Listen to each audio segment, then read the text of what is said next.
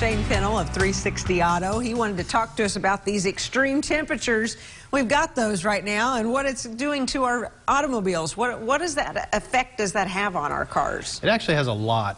So for one, batteries. It'll kill a battery real quick. So, that's why it's best to, when you go in, get your car, the oil change and stuff done, have them check that battery. Because even though it's on that marginal line, if it's marginal at all, the extreme temperatures will actually kill it. And whether it be extreme temperature, or extreme hot, or extreme cold, it doesn't really matter. I remember having a problem with my battery last winter, and I had to go get a new battery, and so that's probably what was happening. It may have not been completely out, but if it was there somewhere in the middle, it zapped the rest of it with the bitter cold. It did. So, there's a lot of different things. Tire pressures. So, as with colder weather, the tire pressures get lower.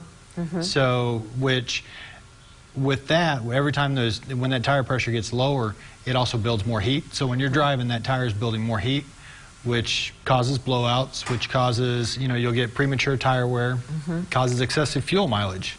So because that tire is not running like it should. So you'll actually drop in fuel mileage as well. Oh, great. So that's what's happening to all of us because we're all driving in the cold and it's definitely costing us more in fuel. But I guess that's part of it. Not much we can do about that. No, not at all. Just, make sure your tires are up to specs and that's about all you can do. So make sure that they're filled to what they're supposed to be and that will help with that a little bit? It will. And, coming into winter time, make sure that those tires are being checked. So that way you don't lose that much when it does turn cold. So, one of the things that a lot of people don't realize is if you're pulling in your heated garage after you've been out in the cold, if your windows are all the way up, it can possibly crack the windshield. Really? So, I've had it happen to me one time, so many years ago, and just that extreme temperature from hot to cold, or from cold to hot, will actually cause that windshield to crack, especially if you have a defect in it or already have an imperfection in that windshield. So definitely crack your windows when you come in to your heated garage then. Yeah. I would never have known that. So I'm glad every time we bring them in, we always crack the windshields. And in the wintertime, that is part of the reason. Summertime, it's mainly just that way we don't lock the keys in the car. Okay, good point.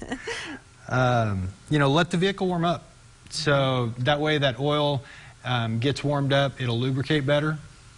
So, so you want to warm it up then, for sure. Yeah, warm it up. That makes a big difference. At least give it a couple of minutes. So that way, because all your fluids, whether it be power steering, oil, coolant, whatever it is, gets thicker when it's cold. So if you let it warm up, it'll actually thin out a little bit to where everything lubricates and it works better. So something else that does is you get moisture buildup.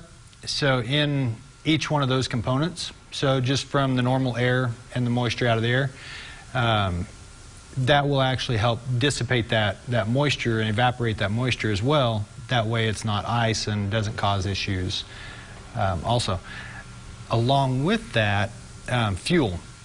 Make sure that your tank is staying, I like to keep it above 3/4 of a tank because the more fuel you have in that tank, the less moisture it's going to absorb and the less problems you're going to have, with your fuel system. These have been great tips, and you also wanted to tell everybody real quickly that you're doing the Feed the Love campaign with us and to please bring by canned goods to your place. Absolutely.